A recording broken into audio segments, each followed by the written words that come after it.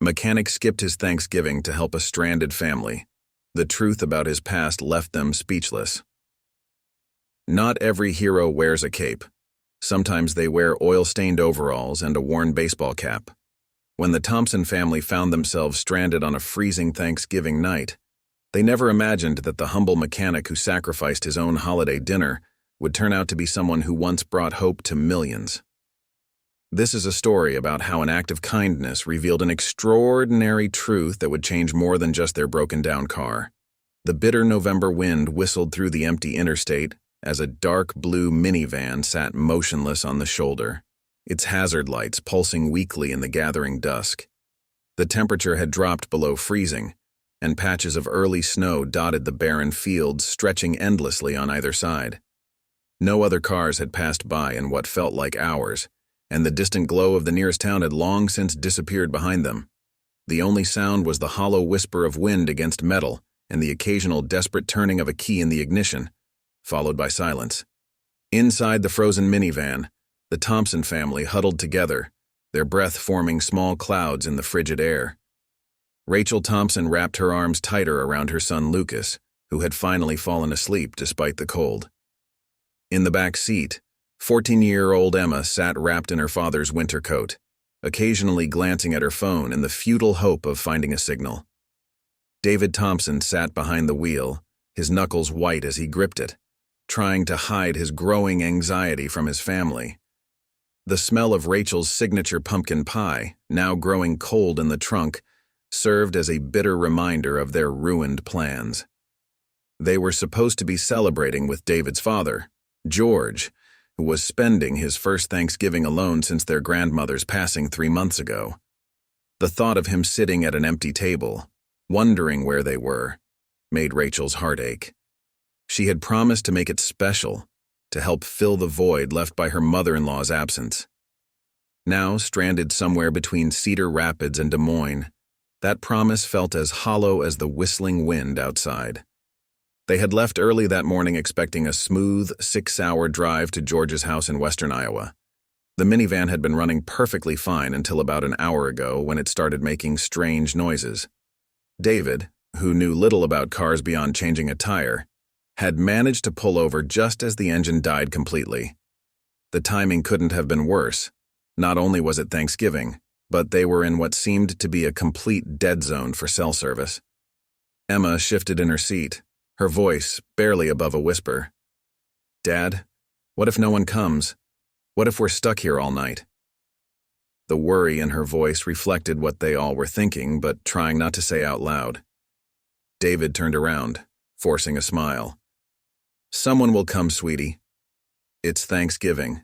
People are still traveling." But his words sounded hollow, even to himself.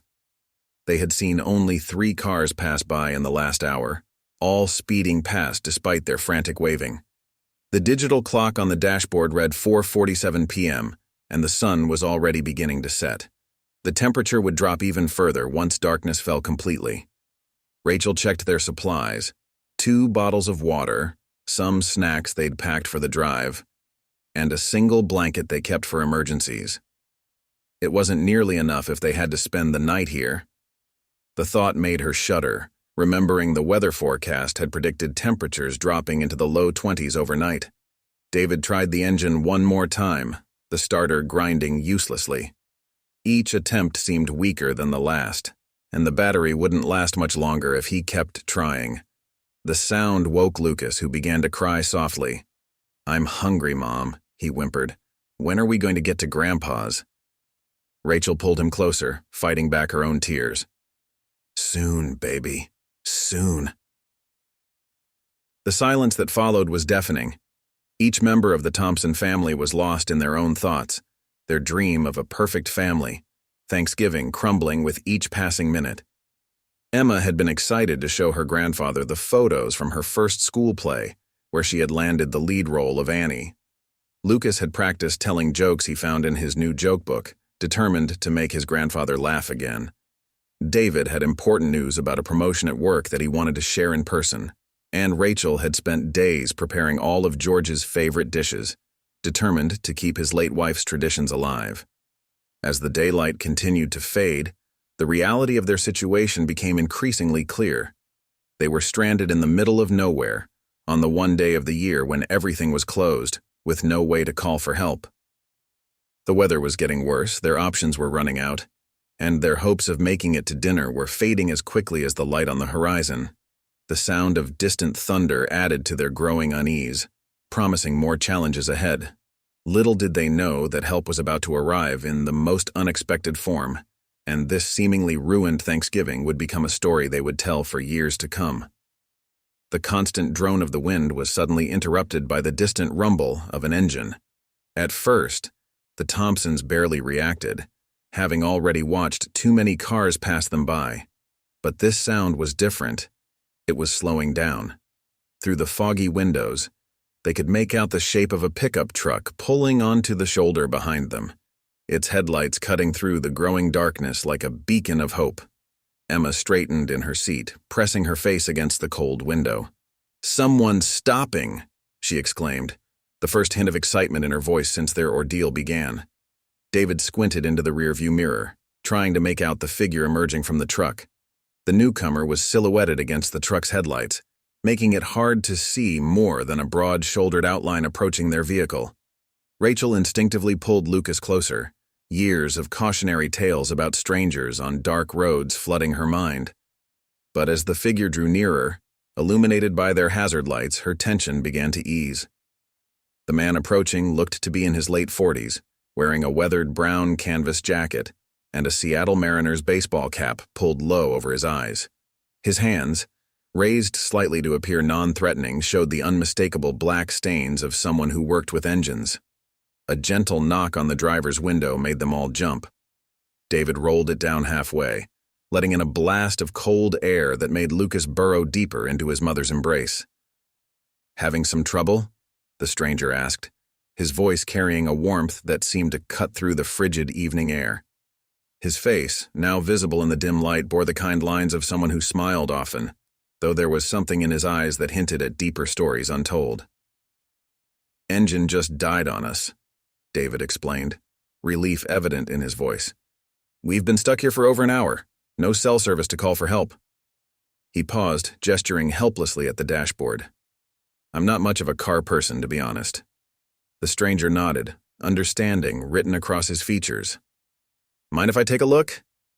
"Name's Mike, by the way, Mike Thompson. No relation, I'm guessing." He added with a gentle laugh, noticing the family's surprised expressions at the shared surname. David quickly introduced his family, the words tumbling out in a rush of renewed hope. "I'm David. This is my wife Rachel, and our kids Emma and Lucas. We were trying to make it to my father's house for Thanksgiving dinner." His voice trailed off as Mike was already moving toward the front of the minivan, his experienced eyes scanning the vehicle with professional interest. "Pop the hood for me?" Mike called out. The hood released with a metallic clank, and Mike disappeared behind it, the sound of his methodical investigation barely audible over the wind. Rachel watched through the windshield as he worked, noticing how his movements were precise and confident, like a surgeon performing a familiar procedure. There was something almost graceful about the way he handled the tools he'd retrieved from his truck. After a few minutes, Mike's head appeared around the side of the hood. "Looks like your timing belt's given up the ghost," he announced, "and it's taken a few friends with it." He wiped his hands on a red shop rag that seemed to materialize from his pocket. "I hate to tell you this, but it's not something we can fix here on the side of the road. You'll need a proper garage and some specific parts." The hope that had briefly flickered in the minivan's interior began to dim. Emma's shoulders slumped, and Lucas, who had perked up at Mike's arrival, began to sniffle again. But Mike wasn't finished speaking. "Lucky for you," he continued, "I've got my garage just about 20 minutes from here.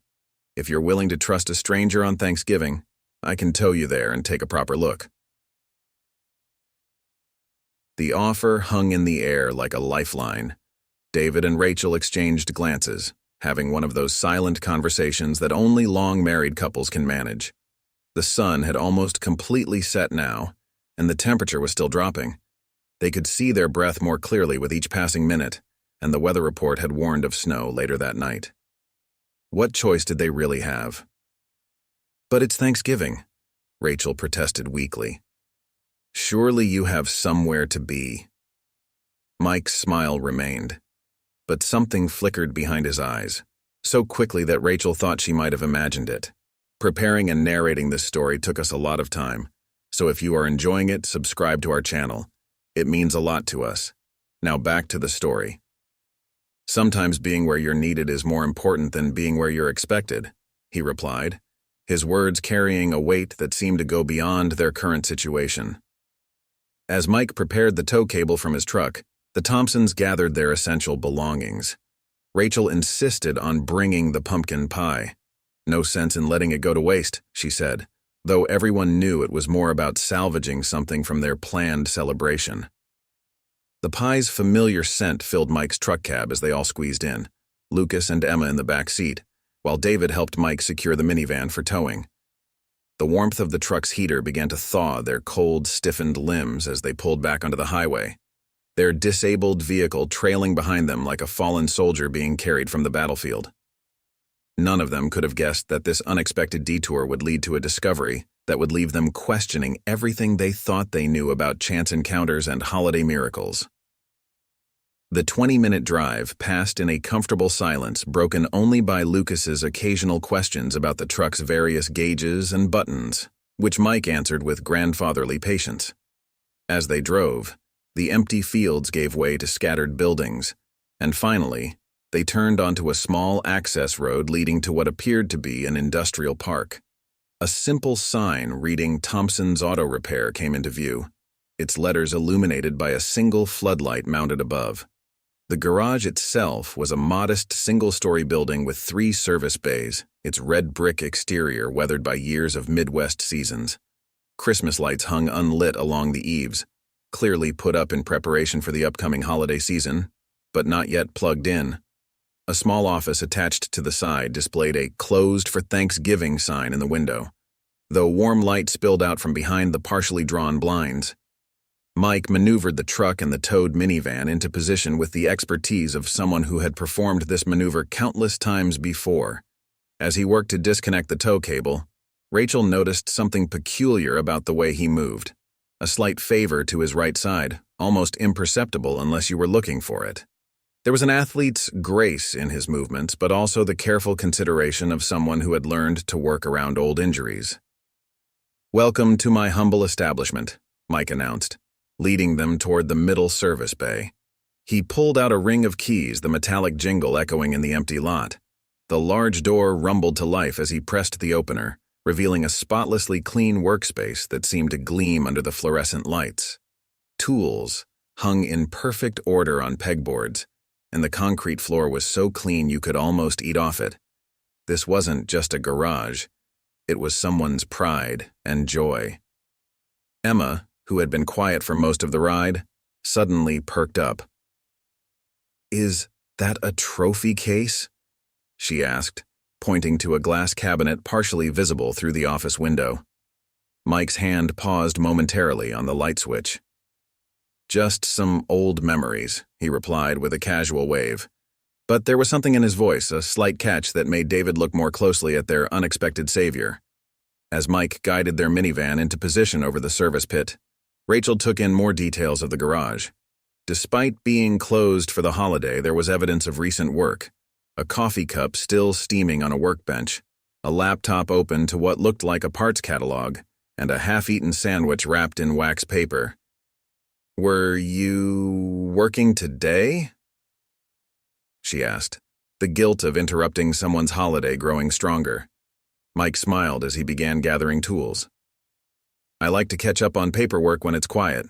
Plus, you never know who might need help on a holiday."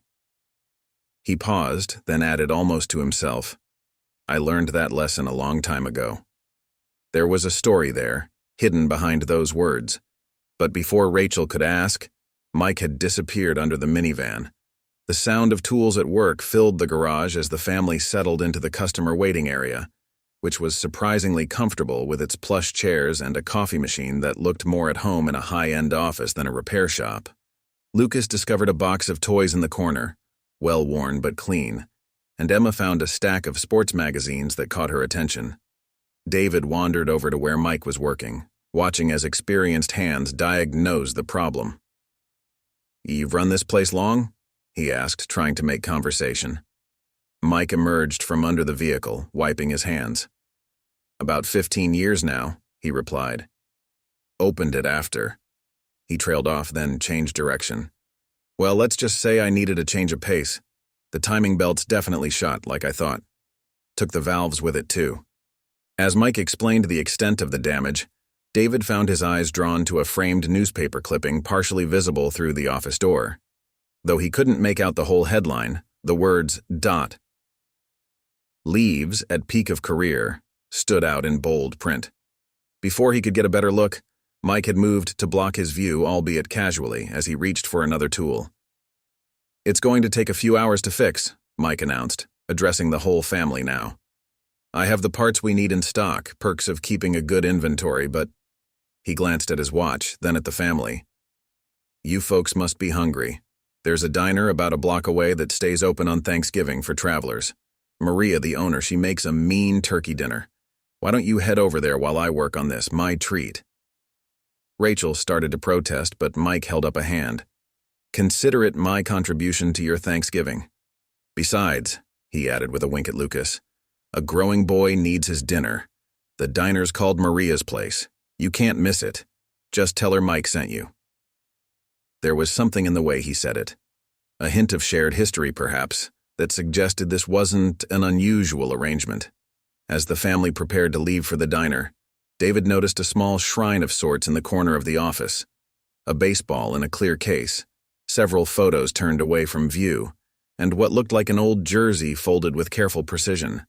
But before he could process what he was seeing, Mike was ushering them toward the door, insisting they get some food while he worked. Maria's Place turned out to be a cozy establishment with warm yellow lights glowing from its windows, a stark contrast to the cold darkness outside. A neon "open" sign buzzed cheerfully, and the smell of roasting turkey and fresh-baked pie wafted out every time the door opened. Through the steamy windows, they could see that several other tables were occupied. Apparently, they weren't the only ones finding refuge here on Thanksgiving night. Holiday decorations adorned every corner, with paper turkeys and autumn leaves creating a festive atmosphere despite the late hour.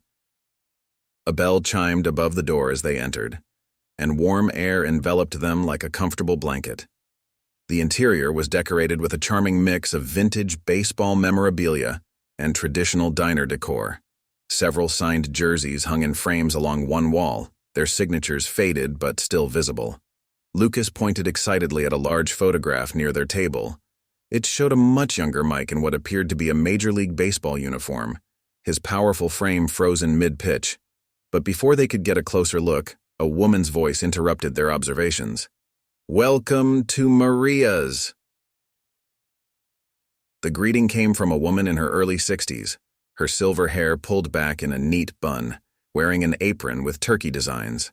Her smile was warm and genuine as she approached their table, carrying menus she probably wouldn't eat on a holiday evening.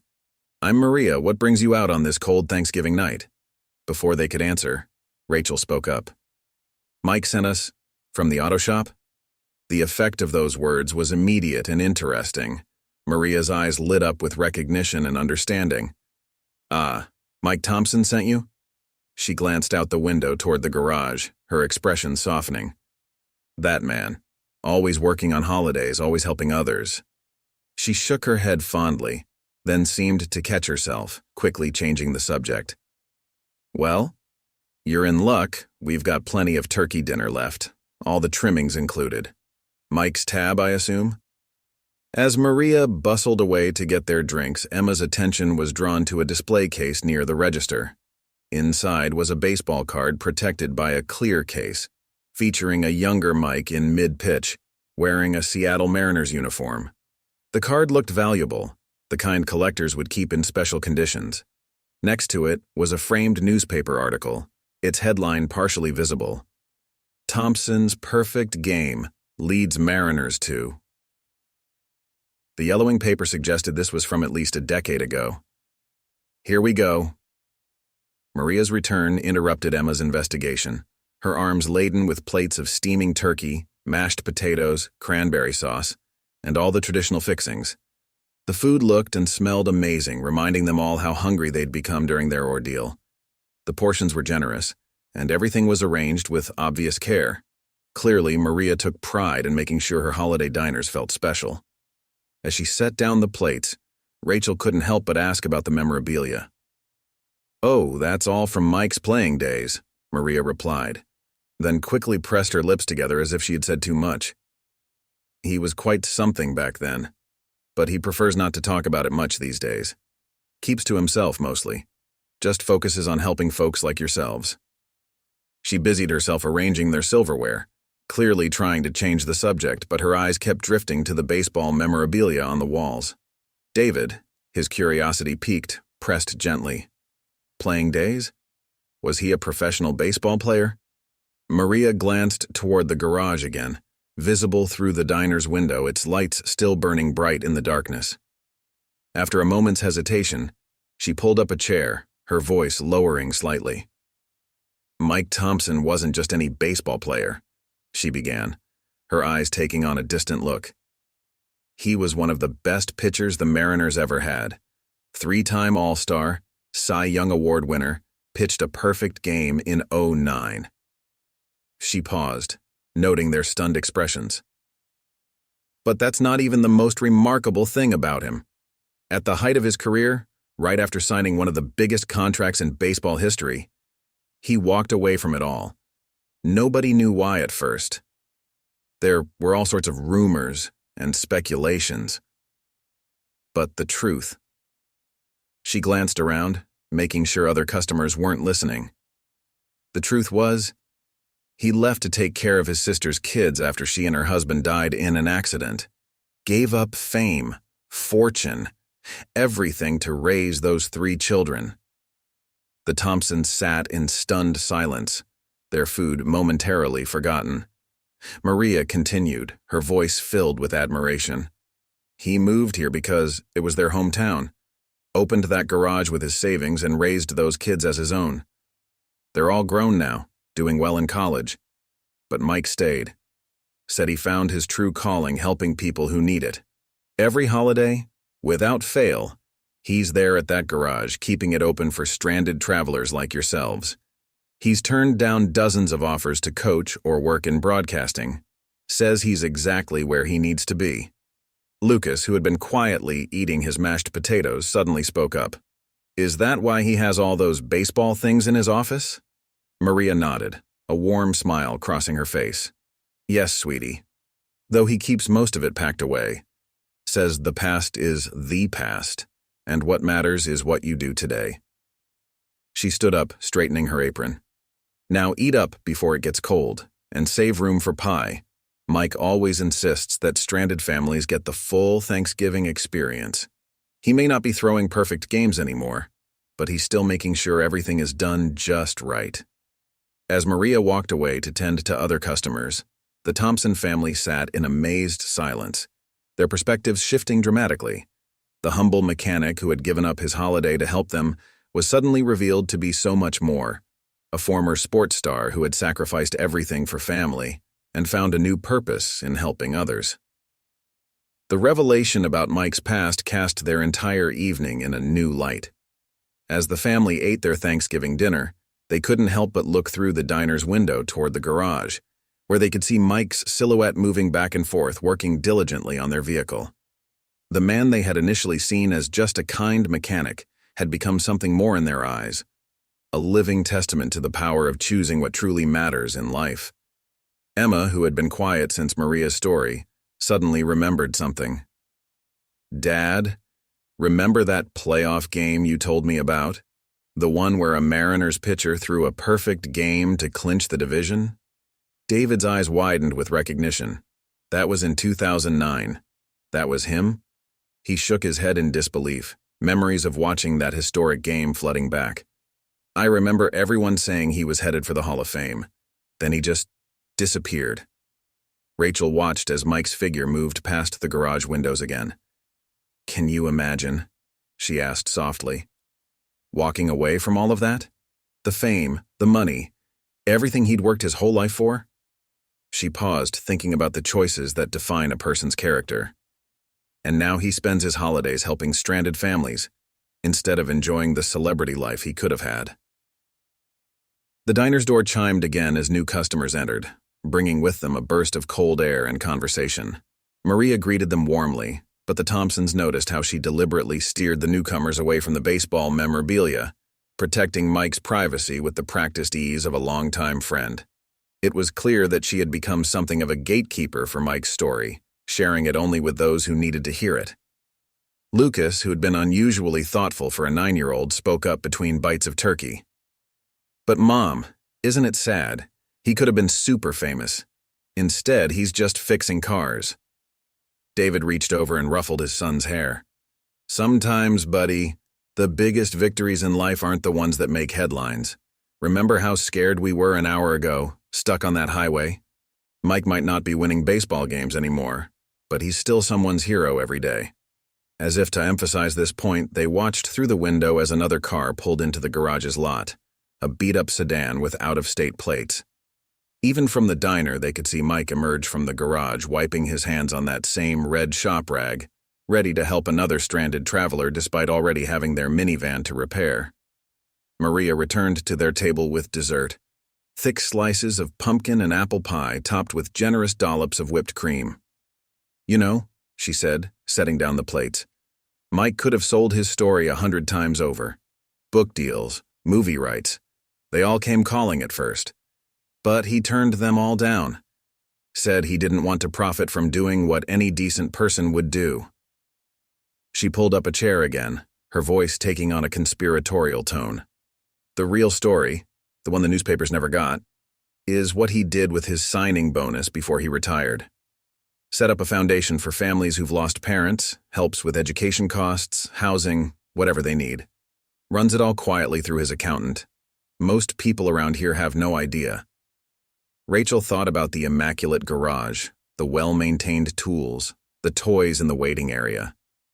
"He seems to really love what he does now," she observed. Maria nodded, a knowing smile on her face. "Says working with his hands keeps him grounded. But it's more than that. Baseball was about personal glory, individual achievement. This question mark," she gestured toward the garage, "this is about being there for people when they need you most." Through the window they watched as Mike helped the newly arrived travelers, his movements unhurried despite the late hour and the holiday. Even from a distance, they could see the same careful attention he had shown them being extended to these new strangers. The way he listened intently to their problem, the reassuring pat on the shoulder he gave the worried-looking driver, it was clear that this wasn't just a job for him. "You know what's really special?" Maria continued, clearing their empty dinner plates. "Every year, right around the playoffs, when baseball nostalgia is at its peak and reporters start sniffing around for whatever happened to stories, Mike takes a week off. Not to hide, but to volunteer at the local Little League, teaches pitching clinics, helps maintain the fields. Says it reminds him why he fell in love with the game in the first place." David checked his watch, suddenly aware of how much time had passed. "We should probably head back to the garage," he said, reaching for his wallet. Maria waved him off. "Like I said, it's on Mike's tab. He always says that a warm meal is part of the rescue package." She smiled, then added, "Just, when you go back, let him tell you his story his own way. If he wants to. He's not ashamed of his past, but he doesn't let it define his present either." As the family bundled up to make the short walk back to the garage, they found themselves looking at the signed jerseys and faded photographs with new appreciation. Each piece of memorabilia now told not just a story of athletic achievement, but of a man who had discovered that life's perfect games come in many forms. The walk back to the garage was brief but thoughtful. Each member of the Thompson family processing what they had learned about their unexpected savior. The night had grown colder, and fresh snowflakes had begun to fall, dancing in the glow of the street lamps. The garage's lights still burned bright against the darkness, and through the windows they could see Mike bent over their minivan's engine, completely absorbed in his work. David pulled the garage's door open, triggering a small bell similar to the one in Maria's diner. Mike looked up from his work, his face showing the satisfied expression of someone who had made good progress. "Perfect timing," he called out, wiping his hands on his ever-present red shop rag. "Just finishing up the last connections. How was dinner?" His question was casual, betraying no hint of the extraordinary story they had just learned about him. "It was wonderful," Rachel replied, watching him carefully now, seeing him with new eyes. The way he carried himself, the fluid economy of his movements, how had they not noticed it before? There was an athlete's grace in every step, albeit slightly tempered by age and what they now knew must be old injuries from his playing days. "Maria's quite a cook," she added, trying to keep her voice neutral despite the thousands of questions bubbling beneath the surface. "That she is," Mike agreed, turning back to the engine. "Been feeding stranded travelers for as long as I've been fixing their cars." He made a few final adjustments, his hands moving with the same precision he must have once used to throw perfect strikes. "Speaking of which, you'll be happy to know your timing belt's all sorted. Had to replace a few other bits and pieces while I was in there, but she should run good as new now." Emma, who had been uncharacteristically quiet since dinner, suddenly spoke up. "Mr. Thompson?" Her voice was tentative, different from her usual confident tone. "That photo in your office, of the perfect game. That was amazing." The wrench in Mike's hand paused momentarily, and a subtle tension crept into his shoulders. But when he turned around, his smile was genuine, if a bit wistful. "So, Maria told you about that, did she?" He wasn't angry or embarrassed, just contemplative. "Should have known she would. She's been telling that story for 15 years now." He closed the hood of the minivan with a gentle click, then leaned against it, looking at each member of the family in turn. "I suppose you have questions?" Lucas, unable to contain himself any longer, burst out, "Why did you quit? Dad says you were one of the best ever." The questions tumbled out with the unfiltered honesty of childhood. "Didn't you want to be famous? Don't you miss it?" Rather than seeming uncomfortable, Mike appeared relieved by the direct approach. "Miss it?" He looked around his garage, at the tools arranged with loving care, at the waiting room where children's toys sat ready for the next stranded family. "Sometimes, on crisp October nights during playoff season, or when I catch a whiff of fresh-cut grass and leather." He absently rubbed his right shoulder, where years of pitching had surely left their mark. "But you know what I don't miss? Living for myself." He gestured for them to follow him into his office, where he finally turned on the lights illuminating the trophy case Emma had noticed earlier. Inside were the tangible rewards of his baseball career. Golden awards gleaming under glass, championship rings, the ball from his perfect game. But what drew their attention was a simple silver frame on his desk, turned away from customers' view until now. "This is why I left," he said softly, picking up the frame and handing it to David. The photo showed 3 young children, probably around Lucas and Emma's ages at the time, sitting on a porch with a younger Mike. Their faces showed the raw grief of recent loss, but there was also hope there, and trust in the uncle who had chosen them over everything else. "My sister and her husband died in May of 2010, Mike continued, his voice steady but soft. "Middle of the best season of my career, I had just signed a contract that would have set me up for life. But suddenly, none of that mattered. These kids, my sister's kids, they needed someone to choose them over everything else, to show them that they were more important than any game, any career, any amount of money." He walked over to the window, looking out at the falling snow. "The funny thing is, everyone told me I was throwing away my legacy. But standing here now, watching families like yours drive away safely on holidays when they thought all hope was lost." He turned back to them, and for the first time, they saw the deep satisfaction in his eyes. "This is a legacy I'm proud of." Rachel noticed a stack of letters on his desk, held together with a rubber band. Following her gaze, Mike smiled. "From families I've helped over the years. Some send holiday cards, updates about their kids, pictures of graduations I helped make possible through the foundation." He shrugged, almost embarrassed. Turns out there are more important, perfect games in life than the ones you throw from a pitcher's mound. David found himself staring at the collection of memorabilia with a mix of awe and understanding. Each item told not just the story of athletic achievement, but of the pivotal moment when a man chose family over fame. His eyes lingered on a particular photo, Mike on the mound at Safco Field, arm cocked in his perfect pitcher's form, the stadium packed with fans who had come to witness greatness, but would never know the greater achievement that was yet to come. "You know," Mike said, following David's gaze to the photo. "People always ask if I regret it, especially on nights like this, working holidays when most folks are home with their families." He walked over to his desk and opened a drawer, pulling out what appeared to be a scrapbook. But they don't understand that this garage, these tools, this life, it's not a backup plan or a fall from grace. It's a choice I make every single day. The scrapbook, when he opened it, wasn't filled with baseball statistics or newspaper clippings of his sporting achievements. Instead, it contained photographs of cars he'd fixed, families he'd helped, and letters written in children's handwriting. "My niece, the oldest one in that photo, she made this for me last Christmas," he explained, turning pages with careful fingers. "She collected stories from people we've helped over the years." Emma leaned in closer, reading snippets of the letters. One caught her eye. "Mr. Thompson helped us get home for my dad's last Christmas. We had no money for car repairs, but he fixed it anyway. Said sometimes miracles need a little mechanical help." She looked up at Mike with new understanding. "You do this all the time, don't you? Not just on holidays?"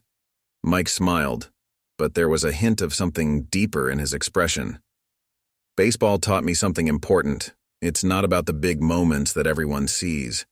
It's about showing up every day, doing the work, being ready when you're needed. Out there on the mound, I helped people escape their problems for a few hours. Here?" He gestured around the garage. "Here I can actually solve them." Rachel watched as Lucas wandered over to the trophy case, pressing his small hand against the glass. "Is that the ball from your perfect game?" he asked, pointing to a baseball mounted on a wooden stand. Mike walked over and carefully opened the case, taking out the ball. "Sure is. Last out. High fastball, right at the letters. The kind of pitch you dream about as a kid." He handed the ball to Lucas, who held it with reverent care. "But you know what's funny? I don't remember the pitch as much as I remember what happened after. There was this kid in the stands about your age. His dad had saved for months to buy those tickets. After the game, in all the chaos and celebration, I saw them trying to leave. The boy was crying because they hadn't been able to get an autograph." Mike took the ball back from Lucas and turned it over in his hands, muscle memory from thousands of pitches evident in the way his fingers found the seams. "I stopped everything. The interviews, the champagne celebration, all of it, and went over to sign a ball for that kid." The look on his face. He shook his head, smiling at the memory. That meant more than any perfect game. The snow was falling harder now, visible through the garage windows in thick, swirling flakes. The other car that had pulled in earlier was long gone. Its owners, presumably, back on their journey with their own story to tell about the humble mechanic who helped them on Thanksgiving night.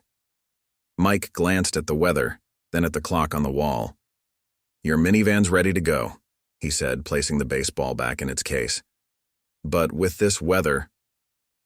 He walked to the window, studying the increasingly heavy snowfall. "I don't feel good about sending you out in this. There's a decent hotel about a mile from here. They know me keep a few rooms available for stranded travelers. Why don't I call them, see if they have space?" David started to protest, thinking about his father waiting at home, but Rachel laid a hand on his arm. "Dad would want us to be safe," she said softly. Mike pretended not to hear their exchange, already dialing the hotel's number from memory. They could hear his side of the conversation, the easy familiarity of someone who had made this call many times before. "All set," he announced after hanging up. "They've got a family suite available. No charge. It's part of an arrangement we have for situations like this." He held up a hand to forestall their protests. "Consider it part of the service. The roads will be clear in the morning, and you can head out after breakfast. Maria's opens early. Best pancakes in 3 counties. As Mike wrote down directions to the hotel, Emma noticed something else in the trophy case, a small, tarnished Little League trophy, displayed just as prominently as the Major League awards. Catching her looking at it, Mike smiled. "My first perfect game," he said. Age 12. "My sister was in the stands that day. She always said it was her favorite game I ever pitched, even after all the big league stuff." The hotel turned out to be a modest but well-maintained establishment just a few blocks from the garage. As Mike had promised, the staff was expecting them, and the front desk clerk greeted them with the same warm efficiency they had experienced all evening. The family suite was comfortable and clean, with 2 adjoining rooms and a small sitting area that still had a plate of Thanksgiving cookies set out for guests. Before leaving them at the hotel, Mike had insisted on bringing their bags up, carrying Lucas's Pokemon backpack with the same care he had shown their car. It was only when he set the bags down that Rachel noticed he was still wearing his work clothes, the grease stains and worn fabric a stark contrast to the hotel's carpeted hallway. She wondered how many other families he had helped settle in here over the years, how many other Thanksgiving nights he had spent ensuring strangers made it safely to their destinations. "I'll head back to the garage," Mike said, checking his watch. "Still got a few hours before midnight. Never know who else might need help." He pulled a business card from his pocket, slightly worn around the edges, and handed it to David. "My cell number's on there. If you need anything, anytime, just call. Reception's better in town than out on the highway." Emma, who had been quiet since they left the garage, suddenly spoke up. "Mr. Thompson, can I ask you something?" When he nodded, she continued. "The foundation you started, the one for families who've lost parents, do you ever tell them about your baseball career?" Mike's expression softened as he considered her question. "No," he replied thoughtfully. "Those families have enough on their minds without adding the weight of my past to it. When you're grieving, when you're scared about the future, you don't need stories about perfect games or all-star appearances. You need someone who understands loss, who knows what it's like to have life throw you a curveball you never saw coming." He walked to the window, looking out at the snow that continued to fall steadily. "Besides," he added with a slight smile, "the kids I help now, they don't care about ERAs or strikeout records. They care about having someone who shows up, who keeps their promises, who puts them first. Baseball taught me how to be that person, but it's not who I am anymore." Lucas, already in his pajamas, clutched his treasured baseball mitt that he had insisted on bringing from the car. "But don't you miss being famous? Don't you miss everyone knowing your name?" Mike turned from the window, and for a moment, they could see the echo of the star athlete he had once been in his stance, in the way he carried himself. "Fame is funny, buddy," he said, kneeling down to Lucas's level. "When I pitched that perfect game, 40,000 people chanted my name. But you know what? The sound faded. The headlines got replaced. The crowds moved on to the next big thing." He gestured around them. "But this? Helping people when they need it most? That lasts. That matters." Rachel thought about the trophy case in the garage, how the Little League trophy held equal prominence with the major awards. "Your sister would be proud," she said softly, "of everything you've done, of the lives you've changed." Mike stood up, and for a brief moment, his composed demeanor cracked slightly, revealing the depth of emotion beneath. "She was always proud," he replied, his voice steady but touched with memory. "Even when I was just a kid throwing baseballs at a painted strike zone on our barn. But you know what she was proudest of? The time I skipped a championship game to sit with her in the hospital when she broke her arm. Said it showed I had my priorities straight." He smiled at the memory. "Guess she knew me better than I knew myself back then." David reached out to shake Mike's hand, trying to convey their gratitude for more than just the car repair. "What you do here, Mr. Thompson, it's more than just fixing cars." Mike's handshake was firm, calloused from years of both baseball and mechanical work. Sometimes people just need to know they're not alone, he replied simply. That someone cares enough to help, even on a holiday. As Mike turned to leave, Emma called out one last time. Will you tell us more about your baseball days tomorrow before we go? Mike paused at the door, considering. Tell you what, he said finally. Come by the garage in the morning. I'll show you something better than old baseball stories. The Little League field where I first learned to pitch is just behind the garage. If the snow lets up, maybe we can talk about the real perfect game, the one that happens when you find exactly where you're meant to be. The door closed behind him with a soft click, leaving the Thompson family to settle into their unexpected accommodations. Through the window, they watched his figure disappear into the snowy night, heading back to his garage where the light still burned bright, a beacon for any other travelers who might need help on this Thanksgiving night. Morning arrived with the gentle stillness that only fresh snow can bring. The storm had passed during the night, leaving behind a pristine white blanket that transformed the small town into something from a holiday postcard. The Thompson family gathered in the hotel lobby, where they found a surprise waiting. A box of fresh pastries from Maria's diner with a note that simply read, "Mike said you'd be up early." The walk back to the garage took them past storefronts decorated for the upcoming Christmas season, their holiday displays glittering in the early morning light. The garage stood as they had left it the night before, though now with fresh tire tracks in the snow leading to its doors. Even on the morning after Thanksgiving, Mike had clearly already been busy helping others. As they approached, they could see Mike in the garage's side yard, clearing snow from what appeared to be a path. He looked up at their arrival, his breath visible in the cold morning air. "Thought you might want to see this," he said by way of greeting, gesturing for them to follow the path he'd created. As they rounded the corner of the garage, they saw what he had been so eager to show them. There, behind the building, stretched a small baseball field. Though covered in snow, its outline was still visible. The backstop, the dugouts, the carefully maintained infield that peeked through the white covering. Mike led them to a spot just behind home plate, brushing snow from a worn wooden bench. "This is where it all started," he said, his voice carrying the weight of memories. "And where it came full circle." Emma noticed a small plaque on the backstop, partially covered in snow. Mike reached out and wiped it clean, revealing the words, "Thompson Field, where dreams take root." Below was a dedication date from 5 years ago. "The kids from my foundation," Mike explained. "They play here now. Every summer this place comes alive with the sound of baseball. Not just games. We teach life skills too. Teamwork, responsibility, the importance of showing up for others."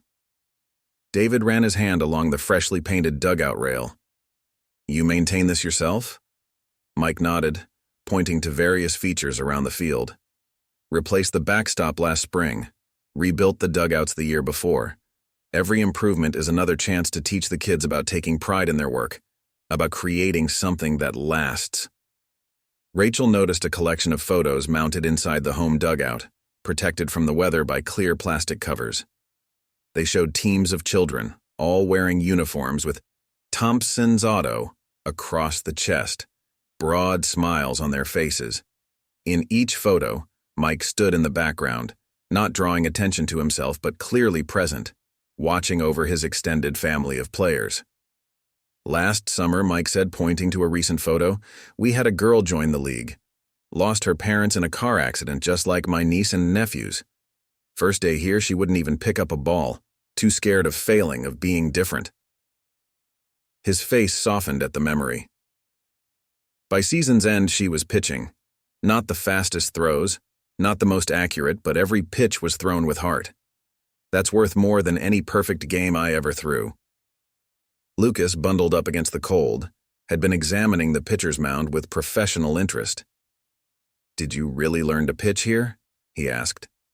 Mike walked over to the mound, his feet finding their place with the muscle memory of countless hours spent there. "Right here. My sister used to catch for me after school.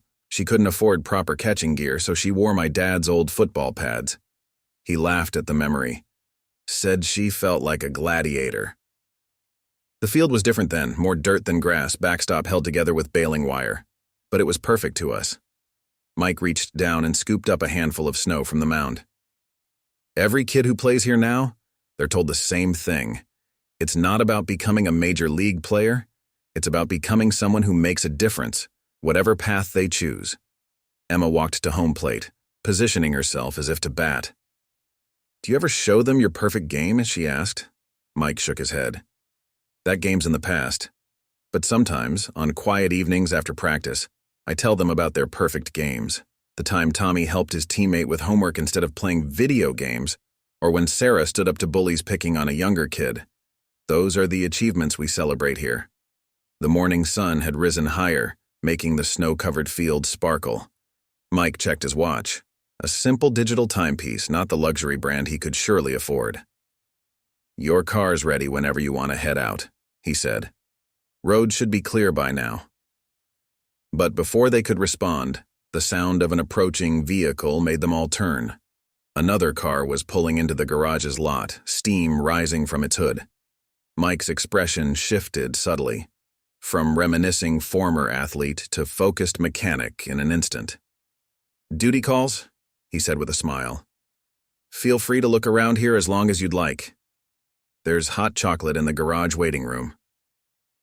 As he walked toward the newest arrival, they could hear him call out his familiar greeting. "Having some trouble? Let's take a look." As Mike attended to the newly arrived vehicle, the Thompson family made their way back to the garage's waiting room, where they found not only the promised hot chocolate but also fresh coffee and more pastries from Maria's. Through the office window, they could see Mike working with the same focused dedication he had shown their car the night before, his movements efficient and purposeful. The new arrival turned out to be a young couple with a baby, traveling to visit family for the holiday weekend. The mother looked exhausted, the baby fussy from too many hours in a car seat. Without hesitation, Rachel approached them, offering to hold the baby while Mike diagnosed their car troubles. The father gratefully accepted, explaining they had been driving all night to make up for missing Thanksgiving dinner. David watched as Mike worked, noticing how he took extra time to explain what he was doing to the young father, teaching as much as fixing. It reminded him of the photos they had seen on the baseball field, of Mike coaching young players. Whether it was automobiles or baseball, his true gift seemed to be helping others learn and grow. Emma had wandered back to the trophy case, but this time she noticed something they had missed the night before, a small shelf of books below the baseball memorabilia. They weren't the expected repair manuals or sports biographies, but rather children's books, well-worn from frequent reading. A handwritten sign above them read, "Take one. Bring one back when you can." "Those were my sister's idea," Mike said, coming up behind her while wiping his hands. "She was a teacher, believed every waiting room should have books." He picked one up, smiling at its tattered cover. "Started with just a few, but now people donate them regularly. Sometimes families passing through leave books from their own travels. Creates a kind of connection, you know?" Lucas, who had been examining the car magazines scattered on the coffee table, suddenly pointed at one of them. "Look, it's you." The magazine was opened to an article titled, "Where Are They Now? Baseball's Most Mysterious Departure." The photo showed Mike in his Mariners uniform, mid-pitch, with a sidebar image of the garage. Mike gently closed the magazine. "That reporter showed up last summer," he explained, returning the magazine to its rack. "Wanted to do a big story about redemption and finding purpose after fame.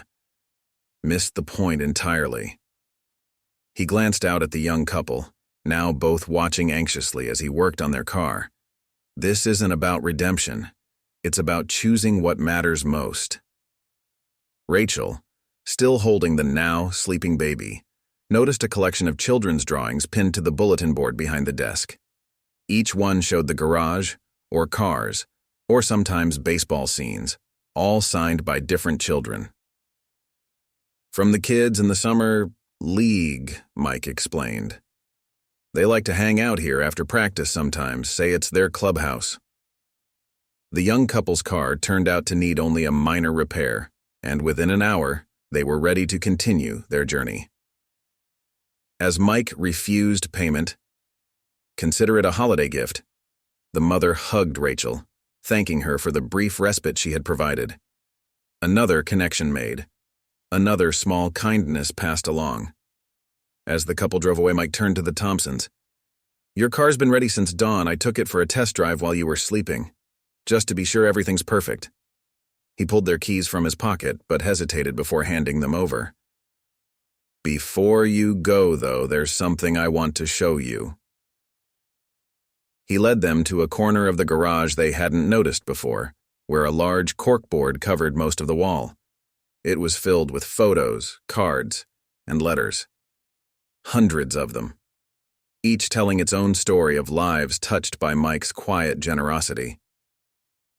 "Every person who passes through here," he said, "they leave a mark. Not just on this board, but on the way I see the world." Pointing to various items on the board, he shared snippets of stories. A family who had broken down on their way to a wedding, now sending annual Christmas cards. A student whose car he had fixed so she could continue attending college, who was now a successful engineer. A widower who had lost hope until a chance breakdown brought him to the garage on a cold night, much like when the Thompsons had arrived.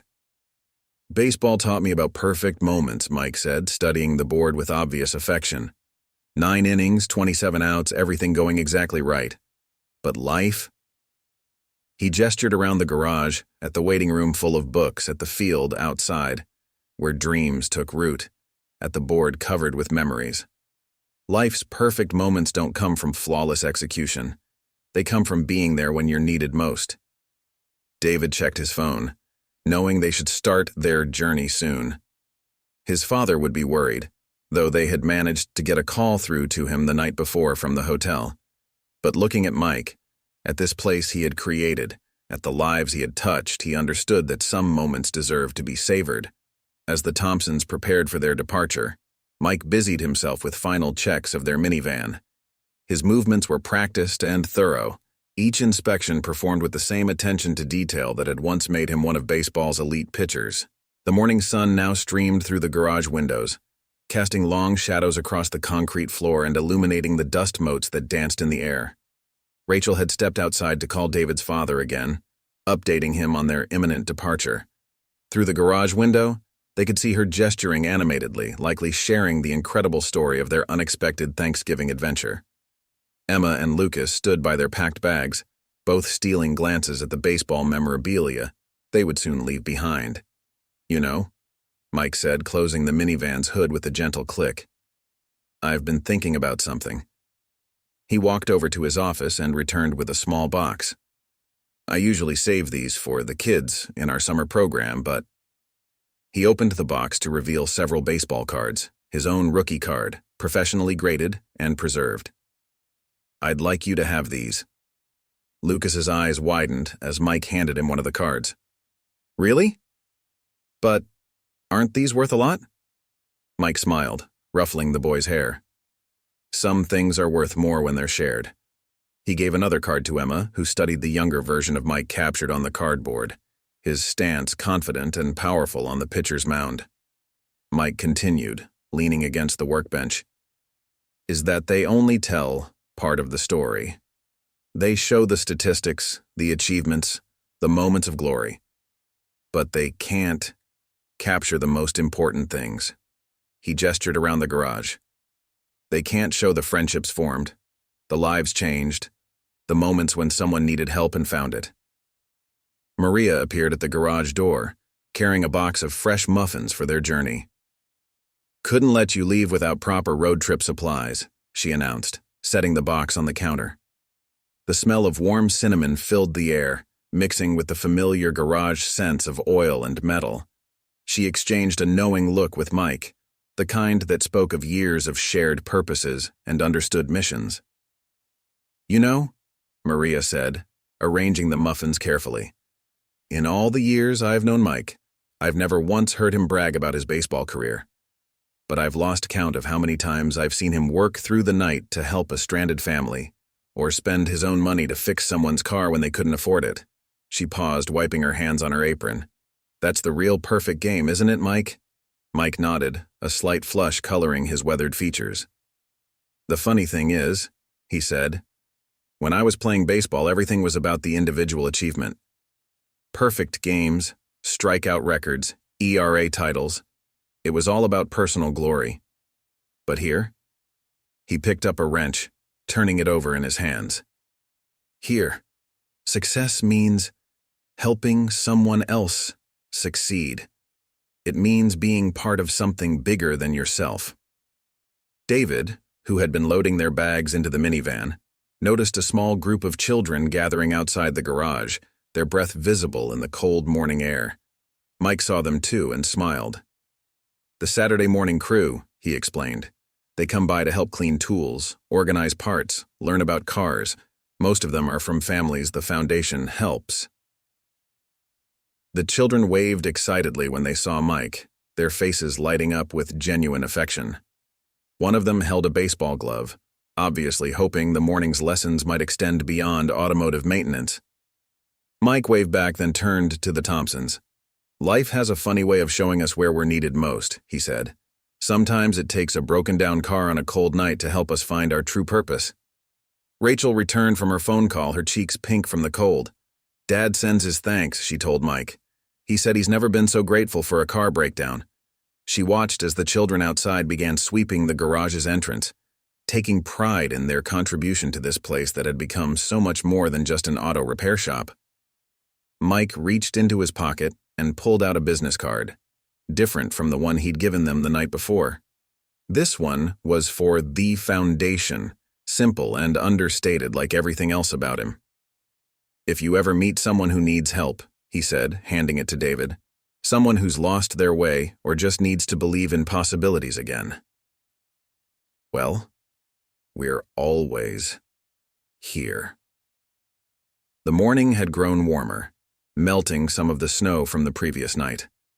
Through the garage doors, they could see the baseball field gleaming in the sunlight, its fresh white covering unmarred except for the path Mike had cleared earlier. It stood as a testament to second chances, to dreams reimagined, to the unexpected ways life could lead us to our true calling. The moment of departure had finally arrived. The minivan was packed, the engine running smoothly, a testament to Mike's mechanical expertise. But the Thompsons found themselves lingering, reluctant to leave this place that had transformed their interrupted Thanksgiving journey into something unexpectedly meaningful. The children outside had paused in their sweeping, watching curiously as the family prepared to leave. "Before you go," Mike said, disappearing into his office one last time. He returned with a worn baseball, different from the perfect game ball they had seen the night before. "This was from my very first major league game. Never could bring myself to part with it until now." He handed it to Lucas, who cradled it with reverence. Sometimes the most important pitches aren't the ones thrown in perfect games. They're the ones that remind us why we fell in love with the game in the first place. Emma, who had been quiet and thoughtful all morning, suddenly hugged Mike, catching him off guard. "Thank you," she whispered. "Not just for fixing our car." Mike patted her back awkwardly, unused to such direct expressions of gratitude. The children outside pressed their faces against the garage windows, intrigued by this departure scene playing out before them. Maria, who had stayed to witness the farewell, began packing additional snacks into a paper bag. "For the road," she insisted, though they already had plenty of her muffins. "And this," she added, pulling out an envelope, "is something special." Inside was a photo she had taken the night before. Mike working on their car, his face concentrated and peaceful, doing what he loved most. "Sometimes," Maria said, handling the photograph with care, "the most valuable pictures aren't of grand achievements or historic moments. They're of ordinary people doing extraordinary things simply because it's who they are." She smiled at Mike, who was pretending to be busy organizing his tools. "This one's for your family album, a reminder that heroes come in all forms, even in oil-stained coveralls." Rachel noticed that the children outside had been joined by several parents, many of whom waved to Mike with the familiar affection of people whose lives he had supported. One mother held a covered dish. Clearly, feeding Mike was a community effort, ensuring the mechanic who took care of everyone was himself taken care of. David started the minivan, its engine purring with renewed health. "How much do we owe you?" he asked, reaching for his wallet, though he already knew the answer. Mike shook his head, just as he had the night before. "Just promise me something," he said, his voice carrying the weight of years of wisdom. "The next time you see someone stranded, someone who needs help, remember this garage. Remember that sometimes the biggest impact we can have is in the smallest moments of kindness." The children had gathered around Mike now, their presence a living testament to his legacy, not the one celebrated in record books and highlight reels, but the one written in changed lives and second chances. One small boy tugged at Mike's sleeve, holding up a baseball glove hopefully. "After they leave, Mr. Thompson?" he asked, eyes bright with anticipation. Mike nodded, and the boy's face lit up with pure joy. As the Thompsons climbed into their vehicle, they took one last look at the scene before them. The humble garage that had become a sanctuary for stranded travelers, the baseball field where dreams took root, and the former baseball star who had found his true calling in helping others. The morning sun caught the frost on the windows, creating a sparkling backdrop to this moment of farewell. Mike stepped forward, placing a hand on their minivan's hood. "You know," he said, his voice thoughtful, "in baseball, they say you're only as good as your last game. But in life, you're as good as the difference you make in others' lives. Your breakdown brought you here for a reason. Maybe not for the car repair, but for the reminder that life's perfect games come in many forms." The children waved enthusiastically as the Thompsons backed out of the garage, their small hands creating a flutter of movement in the morning light.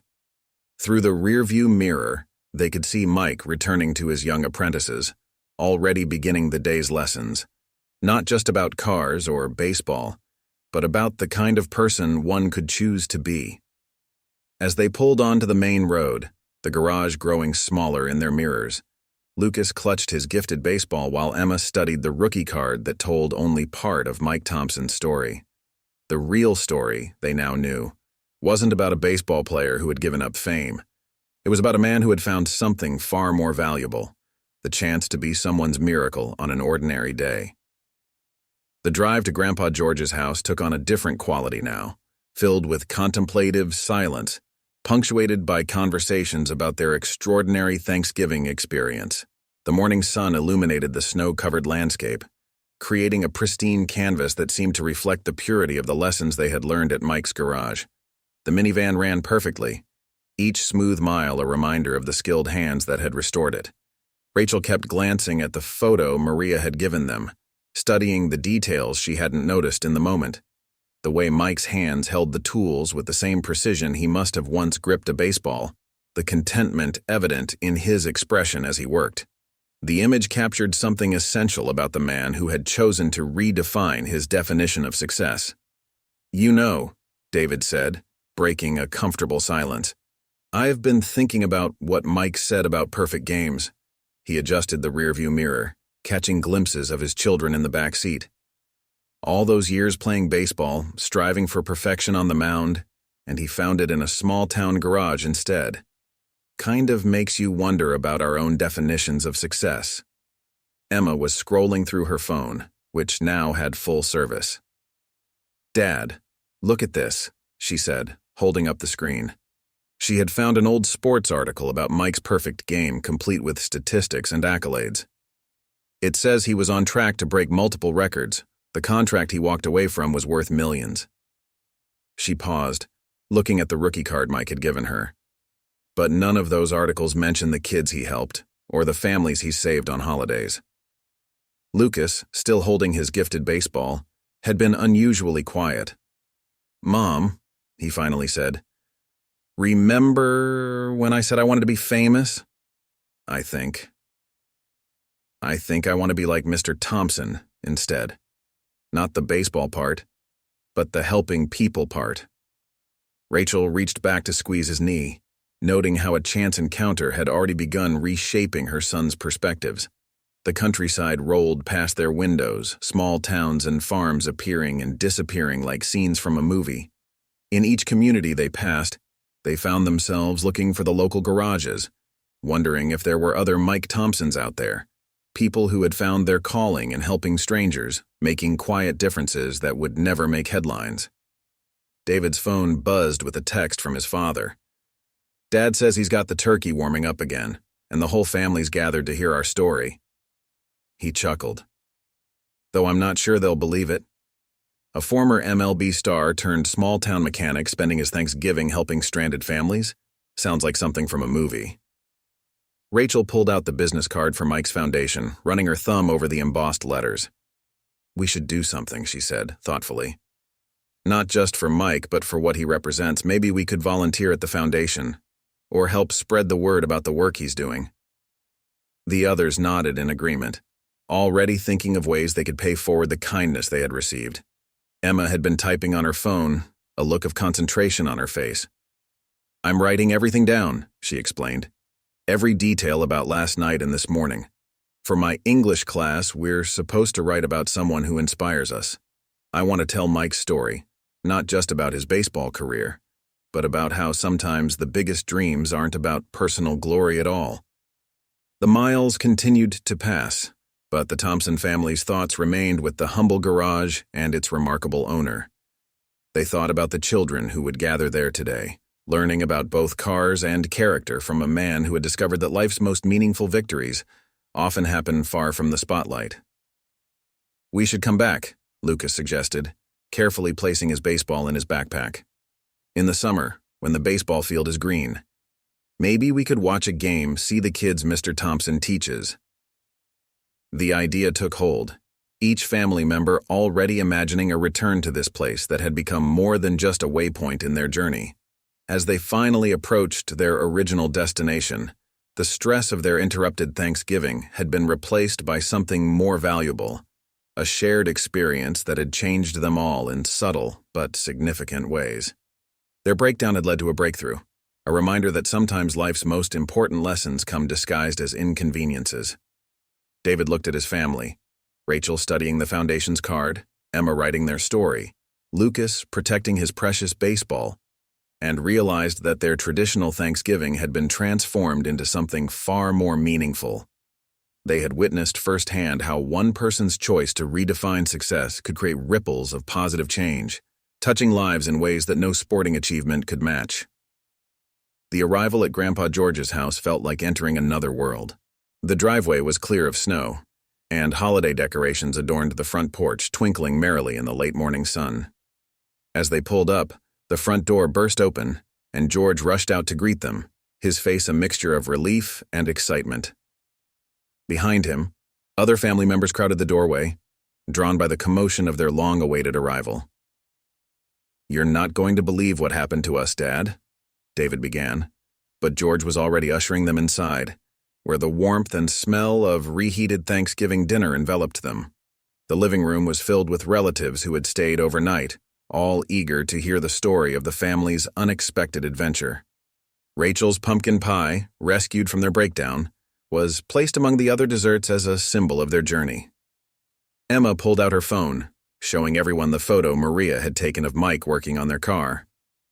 "That's him," she explained to her cousins who gathered around. "But look at this, too." She carefully removed the rookie card from her pocket, protected in the sleeve Mike had provided. The contrast between the uniformed athlete in his prime and the humble mechanic they had met created a buzz of amazement among the gathered family. Lucas, not to be outdone, proudly displayed his baseball, carefully repeating the story Mike had told him about his first major league game. The ball passed from hand to hand, each person handling it with reverence as David and Rachel took turns explaining the extraordinary sequence of events that had led them to Mike Thompson's garage. "But wait," George interrupted, his eyes widening with recognition. "Mike Thompson? The Mariners pitcher?" He disappeared into his study and returned with an old sports almanac. Flipping through the pages, he found what he was looking for, a spread dedicated to Mike's perfect game. "I watched that game," he said, his voice filled with awe. "Never missed a Mariners game back then. always wondered what happened to him after he left baseball. The family gathered around as George read statistics from Mike's career, the strikeout records, the ERA titles, the all-star appearances. But now these achievements seemed almost secondary to the story of what he had chosen to do with his life after baseball. The numbers in the almanac couldn't capture the warmth of his garage on a cold Thanksgiving night, or the impact he had on countless lives through his quiet acts of kindness. "You know what's remarkable?" Rachel mused, accepting a fresh cup of coffee from a relative. "He could have done anything after leaving baseball. Could have lived off his earnings, taken a cushy broadcasting job, written books about his career.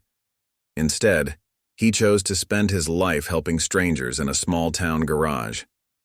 The room fell quiet, everyone contemplating the profound simplicity of that choice. David's sister, Jane, who had been listening intently, spoke up.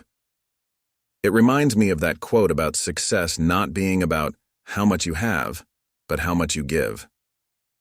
She looked around at the gathered family.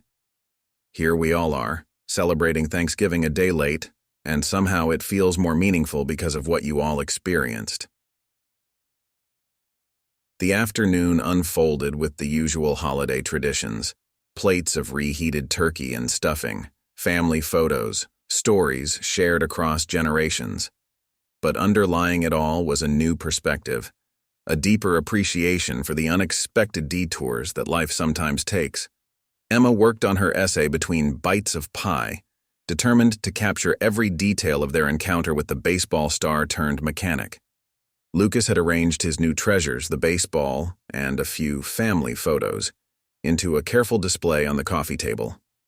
"Next summer," he announced to anyone who would listen, "we're going back to watch a game on Mr. Thompson's field, and maybe he'll teach me how to throw a curveball."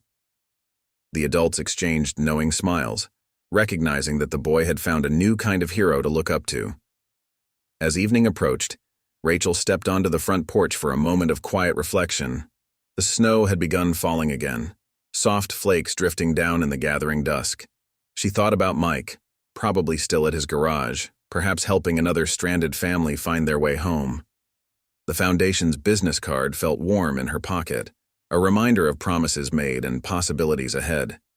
Through the window, she could see her family engaged in animated conversation, George still poring over the old almanac, David gesturing as he described Mike's immaculate garage. Their delayed Thanksgiving had become something more than just a family dinner. It had become a story about redefining success, about finding purpose in unexpected places, about the quiet heroes who change lives without fanfare or recognition. The weeks following their Thanksgiving adventure brought unexpected changes to the Thompson family's lives.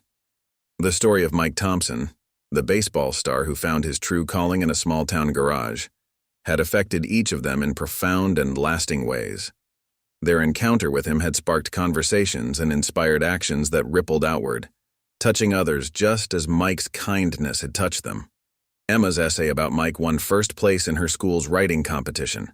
Her teacher, moved by the story, invited her to read it at a school assembly.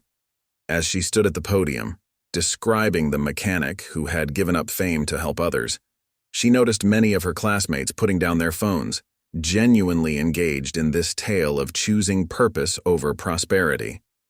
Several students approached her afterward, sharing their own stories of people who had chosen meaningful work over monetary success. Lucas had transformed his bedroom into a shrine of sorts, the baseball and rookie card displayed prominently on his bookshelf. But more significantly, he had started volunteering at the local food bank on weekends. When asked why, he would simply say, "Because sometimes people need help, and Mr. Thompson taught me that everyone can do something." His elementary school teachers noticed a change in him, a new maturity, a willingness to help struggling classmates, a deeper understanding of what it meant to be successful. David found himself thinking differently about his own career.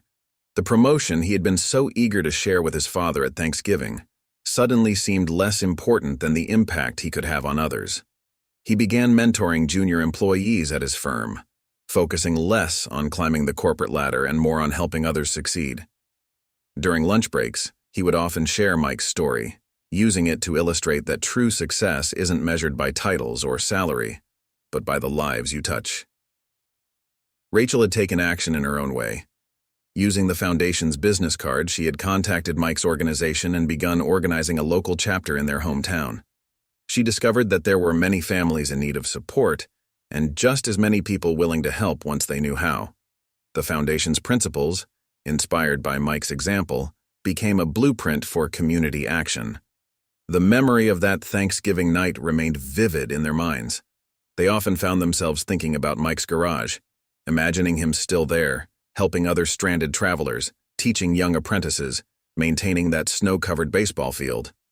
The photo Maria had taken held a place of honor in their family album, a reminder that sometimes life's most important moments come disguised as mishaps and breakdowns.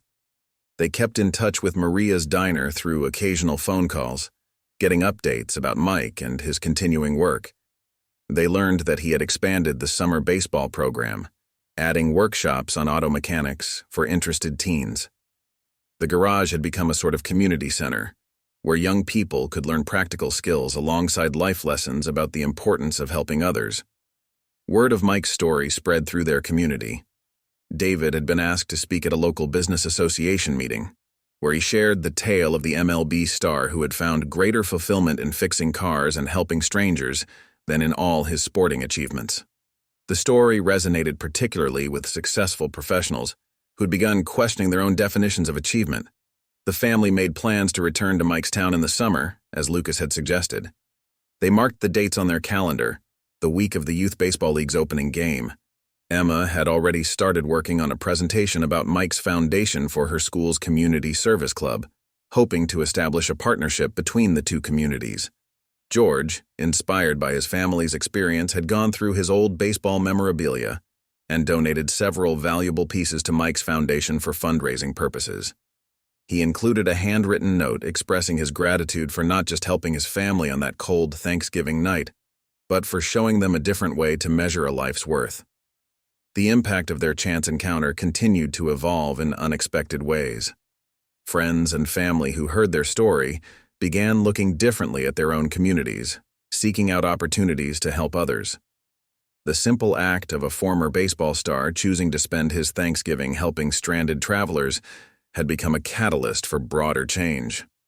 Rachel often reflected on Mike's words about perfect games coming in many forms. Their interrupted Thanksgiving journey, which had initially seemed like a disaster, had transformed into something far more valuable than a timely arrival at a holiday dinner. It had shown them that sometimes the most meaningful paths in life are the ones we never planned to take, and that true greatness often lies not in public achievement, but in private acts of kindness. As winter melted into spring, the Thompson family's connection to Mike's story grew in unexpected ways. Their planned summer visit to his town became something larger than they had initially envisioned. Word had spread through their community, and others wanted to be part of this remarkable story. What had begun as a simple family trip was evolving into a bridge between two communities, united by the quiet example of a former baseball star who had chosen a different kind of greatness. Emma's school had taken particular interest in the foundation's work. Her essay had sparked a movement among her classmates, who organized a fundraising drive to support Mike's youth programs. They collected baseball equipment, books, and tools for the garage's apprenticeship program.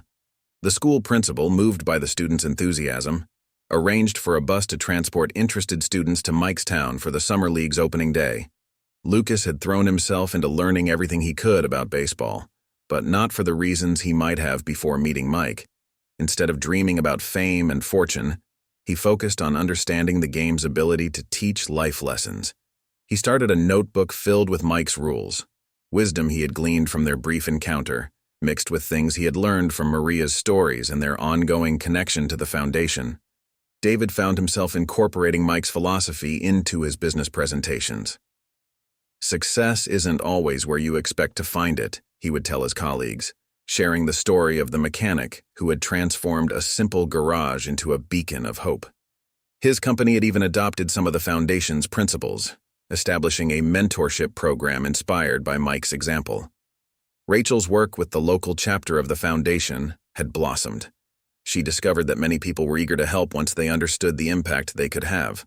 Local businesses offered apprenticeships, retirees volunteered to teach skills, and families opened their homes to those in need.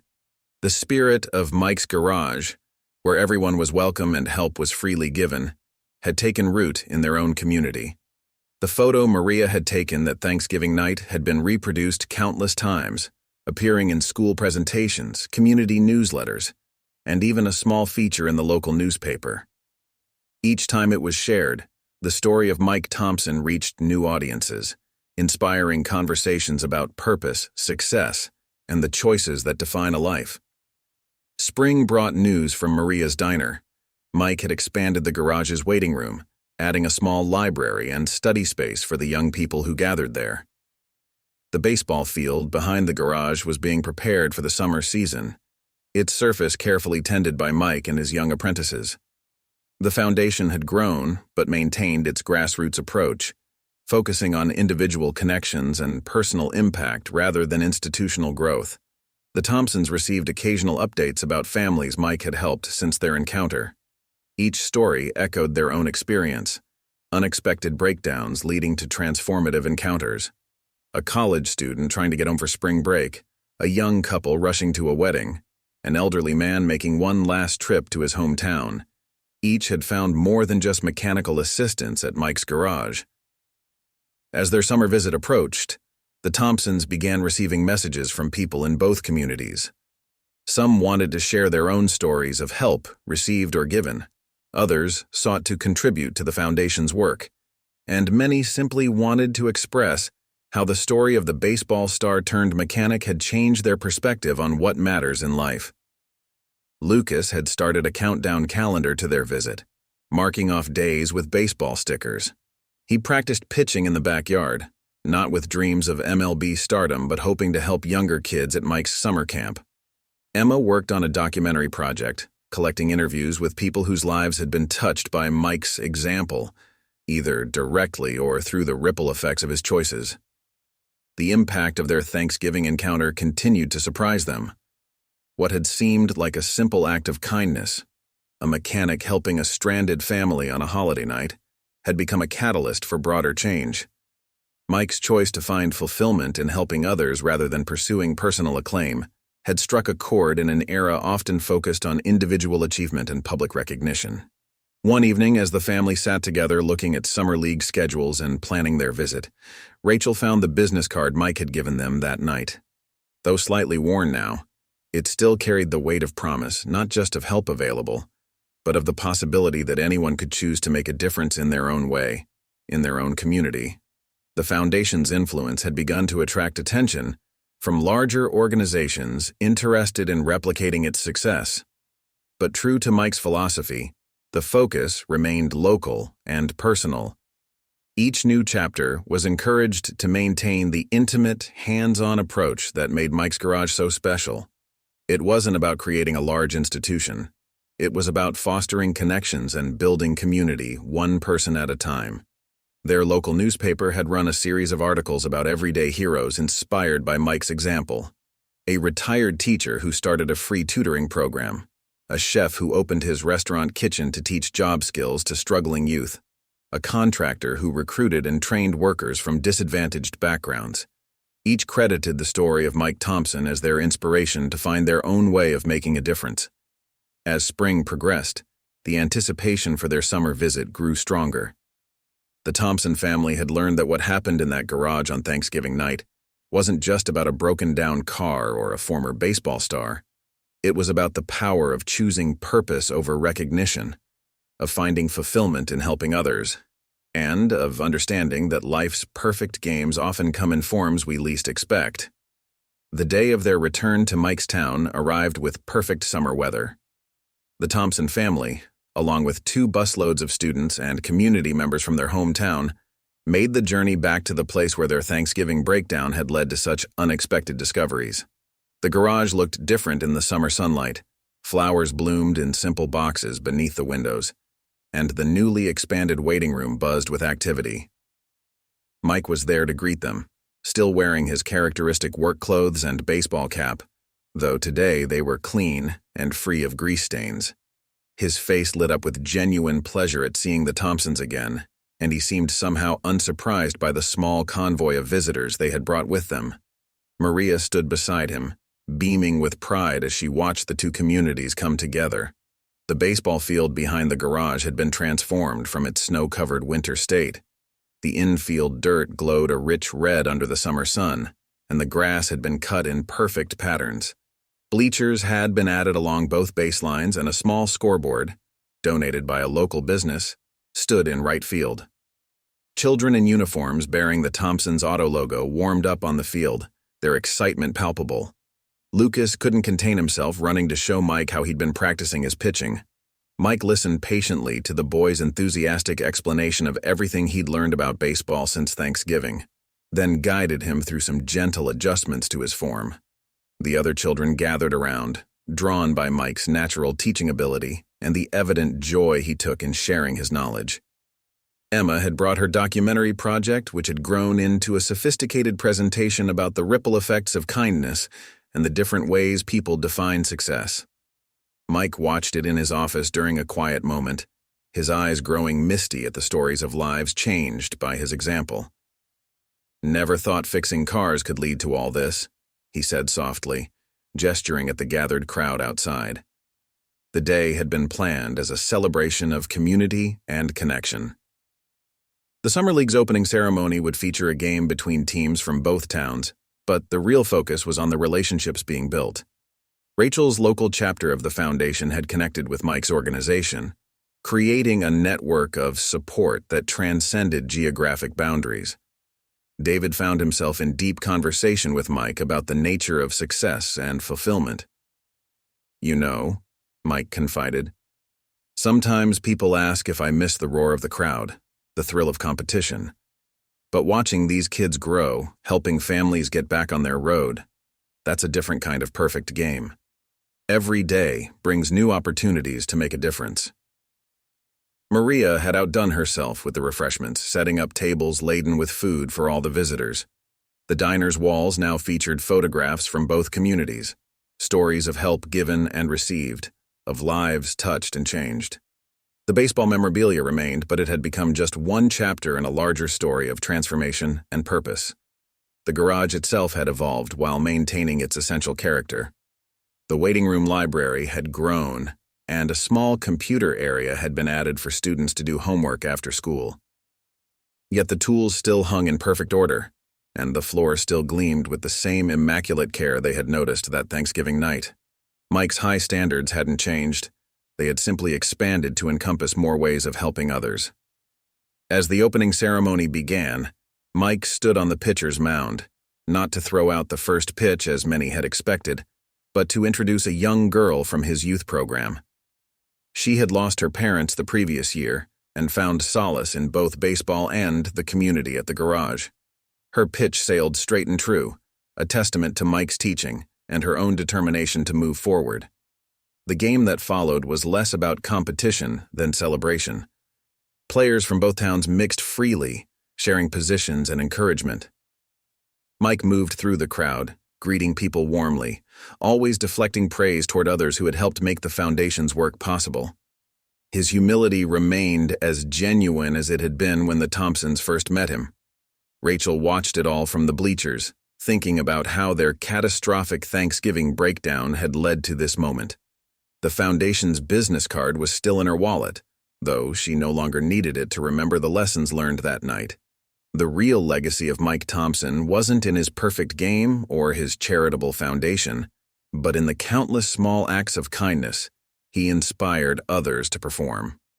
As the summer day drew to a close, the gathered communities shared a final meal together on the baseball field. Tables had been set up in the outfield, creating an impromptu dining area where people from both towns mingled freely, sharing stories and making plans for future collaborations. The setting sun cast long shadows across the field, painting the scene in warm, golden light.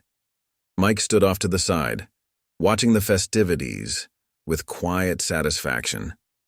The Thompson family joined him, each carrying memories of that cold Thanksgiving night that had brought them to this moment. Emma's documentary played on a loop in the garage's waiting room, where visitors continued to find inspiration in the story of the baseball star who had chosen a different kind of greatness. "You've started something remarkable," David told Mike, gesturing at the gathered crowd. "All because you chose to help a stranded family on Thanksgiving." Mike shook his head, smiling. "No, this isn't about what I started. It's about what everyone here has chosen to continue. Each person who decides to help another, each act of kindness. That's what makes this special." Lucas, wearing his new Thompson's auto team cap, showed Mike his notebook of Mike's rules. The former pitcher leafed through it carefully, adding his own notes in the margins. Not about baseball techniques or mechanical tips, but about the importance of being there for others, of finding purpose in service, of measuring success by the lives you touch rather than the accolades you receive. Rachel had been collecting stories all day, more additions to the growing chronicle of lives changed through unexpected encounters and chosen kindness. A teenager who found direction through the garage's apprenticeship program. A single mother who received help with car repairs and ended up starting her own small business. A retired teacher who discovered a new purpose volunteering with the foundation. The foundation itself had evolved, but remained true to its origins. New chapters were opening in other communities, each maintaining the personal touch that made Mike's garage so special. The focus stayed on individual connections, on being present for people in their moments of need, on transforming breakdown into breakthrough. Maria brought out one last round of desserts, served on paper plates decorated by the Summer League players. She had become something of a legend herself, the keeper of not just Mike's story, but of all the stories that had grown from it. Her diner remained a sanctuary where strangers became friends and where kindness was always on the menu.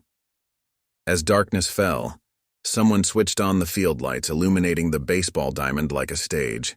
The children begged for one more game, and Mike obliged, organizing a friendly match where adults and kids played together. The sound of laughter and genuine joy filled the summer evening, creating a moment that would live long in everyone's memory. Emma captured it all on her camera. The game, the conversations, the connections being forged.